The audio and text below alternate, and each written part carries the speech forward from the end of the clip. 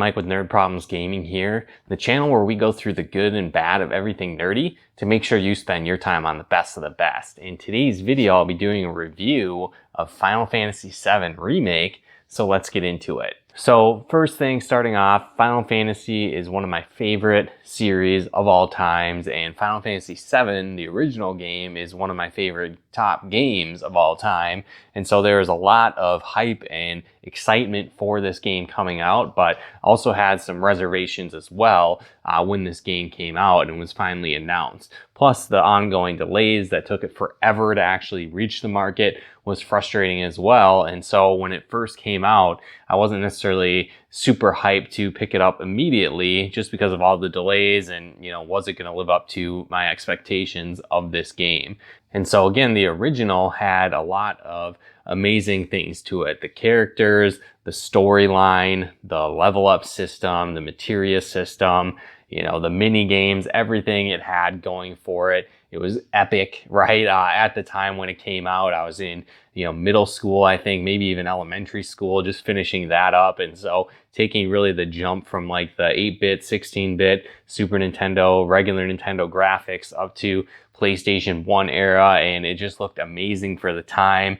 The fight scenes, the battles, everything, again, the storyline, one of the best in video games all over of all time. And so jumping into this new version, there was a lot that I was hesitant about, right? So RPGs are one of my favorite genres of video games out there, and so I love that traditional turn-based RPG, and that's really what the Final Fantasy series is known for, and Final Fantasy VII, the original, did it best. And so one thing with this remake, though, is that it's kind of an action RPG, and I like those when it's a game that is designed that way, right? It's a series that's traditionally an action RPG, but with Final Fantasy, it's traditionally been a turn-based RPG, and in recent years, they've started to try and transition it into more of an action RPG and kind of a combination of a turn-based and action RPG. And so they did it in Final Fantasy 12, they did it in Final Fantasy 15, and to be honest, I wasn't necessarily a huge fan of that shift over, and I think it was just they didn't do it well, right? And so I had that reservation coming into this game. Are they going to pull it off? Are they going to do a bad job of it? Is it going to be as engaging as the original? Are they going to change the storyline? And so there's a lot that I wasn't sure if I would like, but actually diving into the game, it was one of the greatest experiences that I've had in recent years playing video games. Some other things, though, that again made it, should I play this game, should I not, and am I going to like it, is that they really have broken down the storyline in multiple games. And so they've done this in the past in other Final Fantasy games, but it wasn't how they did this, right? So with the original Final Fantasy, I know the storyline, right? So the original came out, you play through that storyline. And so in this game, they basically took what was originally maybe the first 10 to 20 hours of the game and then made it into its own game. And so not that that's a bad thing, but constantly as I was playing through this game, kind of felt like the story is going to end soon, or I know that the story is going to end soon. And I just kind of felt like I was missing out on the rest of the story the whole time I was going to play. Like, oh, it's going to end, but I'm not ready for it to end because I know what's coming. And so that was definitely a frustrating aspect playing through the game. And so the experience was awesome, getting to go through the original story, which again, if you're not familiar, some of the basics of the story, you play as Cloud Strife, who is an ex-soldier, and it's kind of like a super soldier program almost, where he's enhanced, he's extremely powerful, has all these special abilities, and so he teams up with Tifa and Barrett, who are part of Avalanche, and they're kind of like a planet-saving faction group. The bad guys see them as a terrorist group, but they're really trying to save the planet from the evil Shinra Electric Power Company, who is basically tapping into the Earth's life force, the planet's life force. And so they call it Mako energy, and what this is really, again, the life force of the planet. And so they're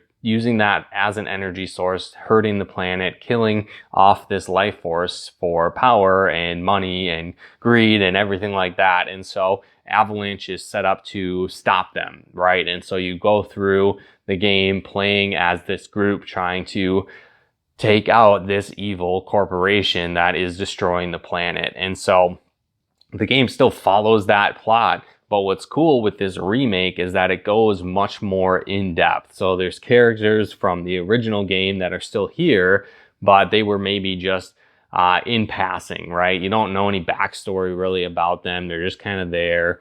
They're part of Avalanche, but they're in the background. But in this remake version, they become really main parts of the storyline. And so, you know, the story itself was already impactful. It was already, again, one of the best RPG storylines out there, but when they really dove into even more character development and more backstory, and you know, again, the original was mostly just text-based, where this is kind of almost like cinematic movie universe playing through the game, and so it was just a lot more intense going through that. You felt a lot more for the characters, and I really liked that aspect, diving into the game with that as well. So kind of as I had mentioned, you know, the original story, they stretch it out into about a 40-hour game. Now, the original game, you could play anywhere from probably 60 to 100 hours trying to get everything and go through the story and do the side quests. So it is still a long game for sure, but it is shorter compared to maybe your traditional Final Fantasy game, or again, the original if you played that when it first came out. And again, the story itself really ends at a logical point where it had kind of a natural stopping point in the original game. So I think it made sense to end where it did end, but at the same time, it just left you wanting more. And then it also kind of opened some doors. You know, is the story going to be the same? Are they coming at it at a different angle? Is anything up in the air? Fair game now at this point, and they can change it however they want. And so that kind of really leads you into wanting to play the next game, but at the same time, also kind of some frustrations where it's like, are your characters going to still be at the level they were at? And, you know, I had mentioned they'd kind of done this multi-part game in other Final Fantasy games. Like they did it in 10, they did it in 13 as well. And so with those, though, is like you had the full game, and the game ended. It came to like a logical conclusion, and then it kind of opened the door for a sequel, for example, where, you know, movies kind of do that, right? Where it wasn't necessarily like a break in the middle of the game and now, okay, wait for the sequel, right? So that was a little frustrating where those kind of had a full game, you know, came to completion, left the door open for a sequel, and then you had the sequel. So it was fine, or it made sense that, hey, you maybe want to start over with, you know, base stats again, brand new characters. But for this, it's like you're stopping in the middle of the game. So what do you do at that point? Do you reset all the character stats? What's the logical reason for that? And so we don't really know those answers at this point. So that, again, was another thing that was a little frustrating for me playing through the game, knowing, hey, I want to continue the story, but it's all this effort and energy I put into leveling and building these characters, you know, creating the stats that I wanted, setting up the materia how I wanted. Is that all going to go away? So that was a little frustrating for sure, beating the game and not really knowing those answers moving forward. Now, moving into the actual gameplay itself, they did a really good job. And so they brought a lot of the same mechanics over to this game. So your characters have limit breaks, so they kind of power up, and then they have this ultimate move that can do a ton of damage and or heal the party, or again, depending on your character, have special abilities that you pull out. There's summons in the game again, which is cool. They function a little bit differently, where traditional summons in the Final Fantasy VII original game, you would just summon them, they do massive damage or do, you know, healing your party, again, whatever the case might be, but they kind of showed up, did that damage, and then went away. Where this, they come and they actually become a part of the battle, and so they can do ongoing attacks, and basically when their time bar goes away, they'll do some massive attack or kind of their ultimate move for that time being that you summoned them. Now in the original, each character could really equip as many summons as you wanted, and in this one you only are allowed one summon per character, so that does bring it down a little bit, so you can't really have every single summon at your disposal, and then there's only certain times when you can actually bring them out, where in the original you could really just bring them out whenever you wanted. Now, first thing you'll notice, obviously the graphics are amazing, and so this was really cool, again, being able to see some of my favorite characters of all time in video games brought into light again in these souped up, awesome looking graphics. Especially even just like the side characters and enemies and villains and monsters that, you know, you have that nostalgia for, but actually getting to see them in this high definition, awesome graphics was really cool to see. Another thing I loved about this game was the combat. And so that was one thing that I was nervous about. Were they going to pull it off? Again, I didn't really like 12 as much and 15 as well. I think they were good systems, but just not the feeling that I wanted. And I think they really nailed it in this game, where they were able to finally combine that action RPG with that turn-based element. So your normal attacks you can just do all the time. There's kind of a power attack that each character has that you can build up, or maybe it takes a little bit more time to use, and you kind of have those at your disposal at all the time, but you still have that battle gauge that slowly fills over time, or if you're aggressively attacking, it can fill up faster, and then you're going to be able to use like your spells and your special abilities and your items and summons. And so again, I really like that aspect. I think they finally did a good job where I liked how it functioned, and it made the battles more intense, and it didn't necessarily make like the strategy not matter. It still definitely matters a lot, but then it also had that ongoing action RPG where you can block attacks, you can dive and dodge roll, and then you can just use your regular attack as well. So they really pulled it off, and I was a huge fan of the combat system in this game.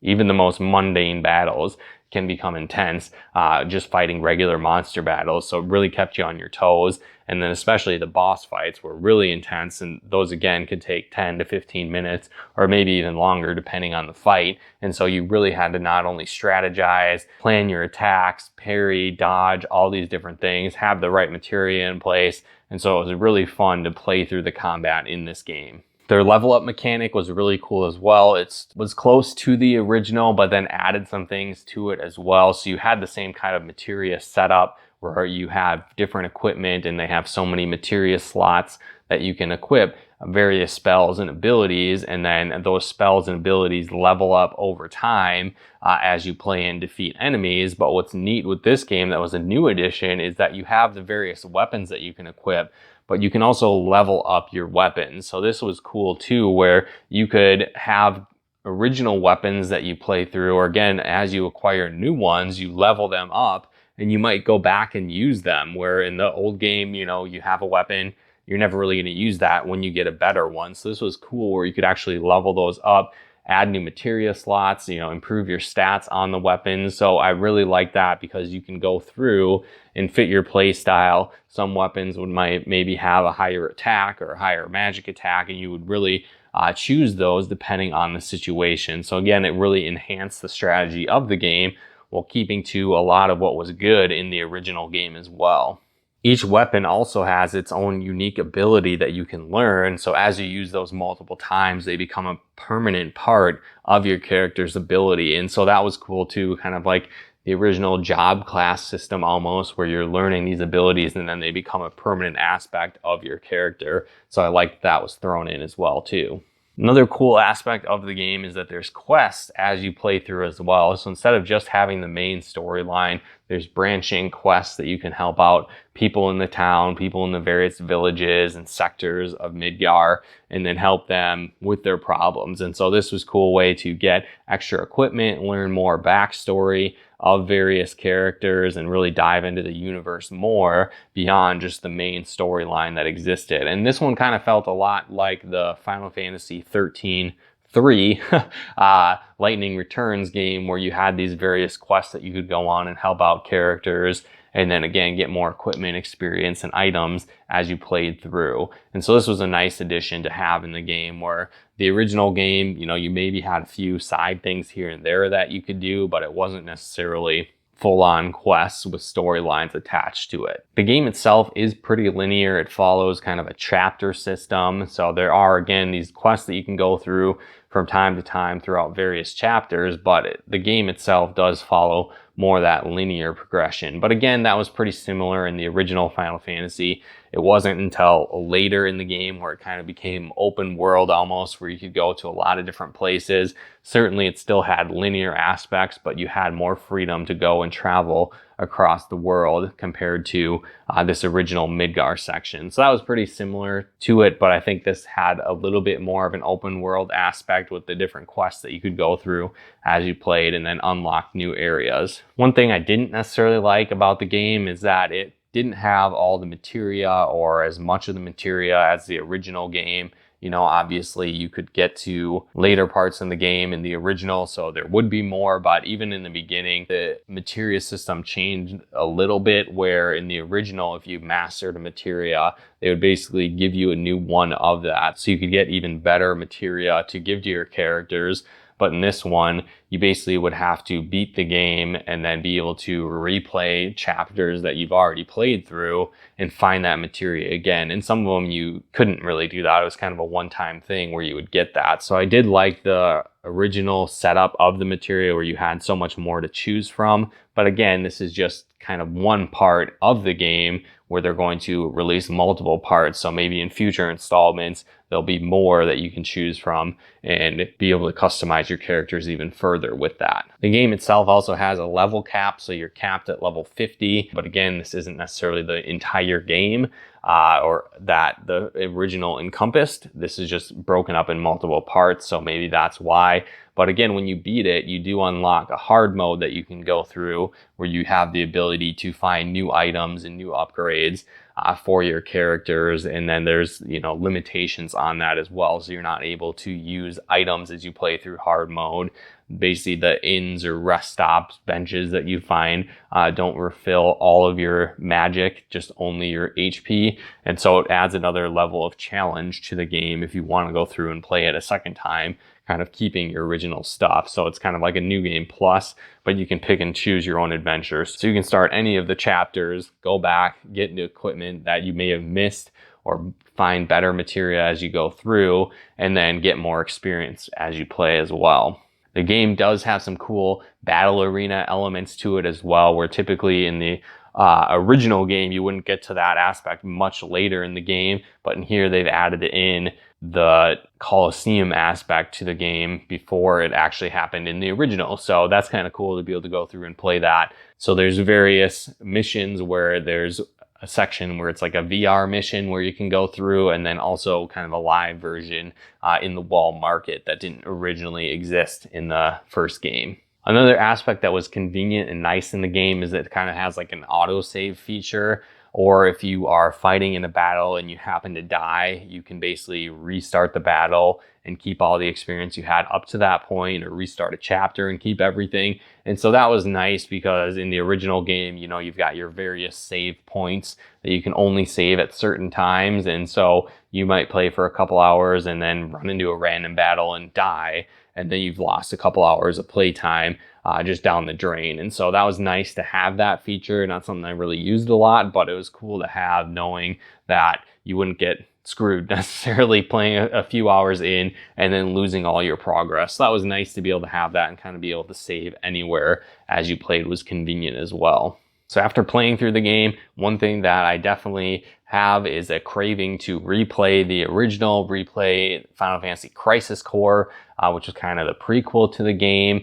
rewatch Advent Children, the movie that came out, which was kind of the sequel to this game. And so there's a lot of backstory and lore that I'm really excited to revisit again after playing this game and kind of reinvigorate my passion for this game. So I highly recommend picking this up and adding it to your nerd library if you haven't yet played Final Fantasy VII, the remake. But let me know in the comments below, did you enjoy this game? Are you excited for the next installments to come out in the remake series here? Let me know in the comments below.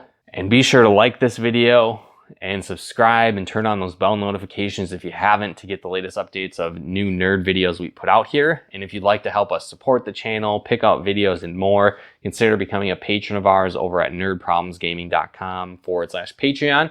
And if you'd like to follow us on our live streams and Let's Plays we do on the channel, you can follow us on Twitch over at nerdproblemsgaming.com/Twitch. But once again, thanks for tuning in, and we'll talk to you more soon.